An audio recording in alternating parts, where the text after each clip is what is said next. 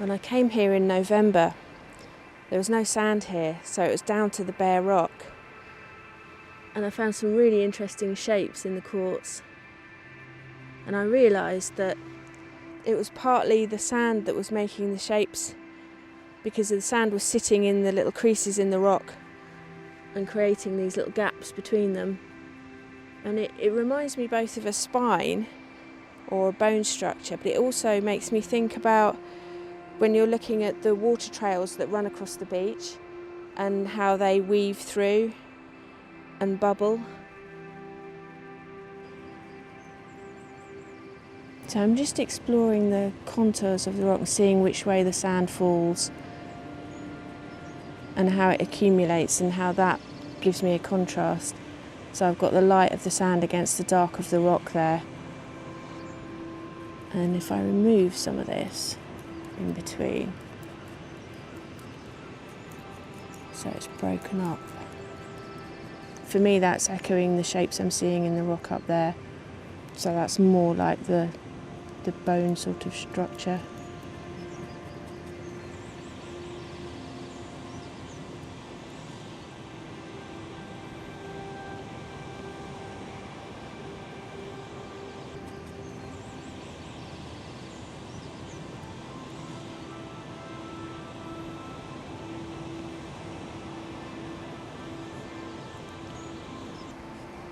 I guess what I do is I start by just looking around and seeing what catches my attention most.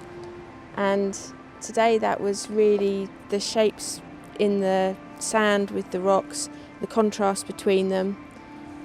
And I like to interact with it in some way. I'm taking the photographs to capture the shapes and get it into my mind and help me to select what I'm looking at. And then doing the sketching, I've already seen the shapes, so I kind of already recognise them. And so I'm working back in with the sketching to sort of teach my hand how to make those shapes so that I can then use them perhaps later on.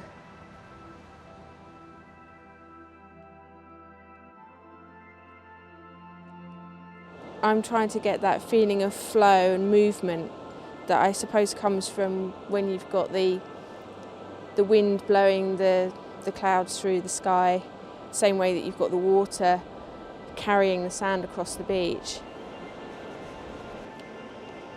So now what I'm doing is I'm putting some water on here and letting it run. So I'm trying to mimic what's happening on the beach where the water's running down towards the sea. I think I've always had an affinity for water.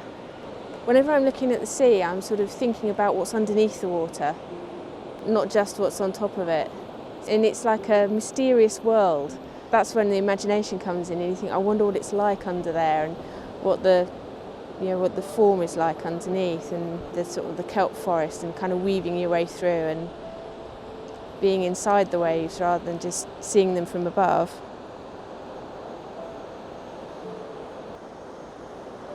And if you look over there at the island, the sky is now taking on that sort of shape with the ripples in the clouds, sort of strands of cloud, light and dark, flowing away from it.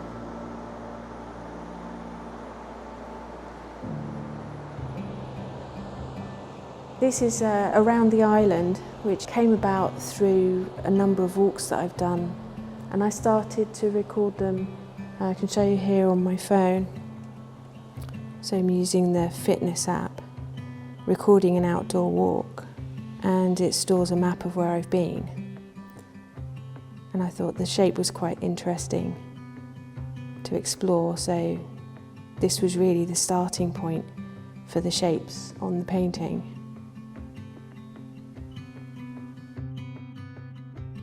A walk around the island. I climbed the steps from Gwynne, narrow and steep, lined with silver plants. The view across the bay towards Hale opens up, uninterrupted. Light sparkles on the sea, an impossible shade of blue today. Sea foam makes familiar patterns, riding on a tide of jade green water. Indigo blue meets pale lavender haze on a perfect horizon line. I think when I'm writing, I still think of it as a visual thing. When I'm walking somewhere, I feel like I'm painting with my feet. When I'm writing, I'm painting a picture with the words, and that's very much how I think about it. And so sometimes the words help me to resolve pieces in my work, even if it's just a title at the end.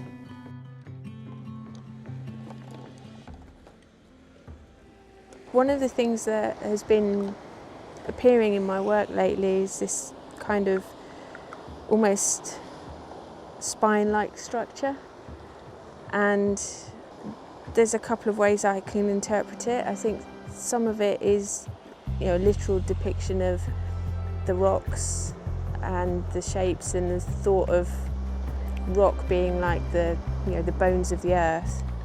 But then there's the other thing that occurred to me about it is that I had a close relative who died from bone cancer, and one of the things that stuck in my mind was how they had this situation with the spine started to crumble, and it made me think about how fragile we are really.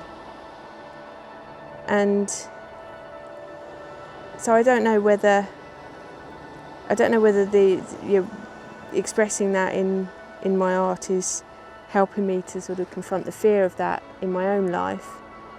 I've just sort of noticed it creeping into the work, and it's something that I'm interested to follow to see how it develops. I think they can also be interpreted as stepping stones on a journey, and I view my art life as a journey. And so you never really arrive at a destination. It's the journey in itself that's interesting. And I think that's something that I've learned from doing art, because I always used to think, you do something to get somewhere. It's like the idea of following a map. You're following a map to arrive at a destination, but you never really arrive.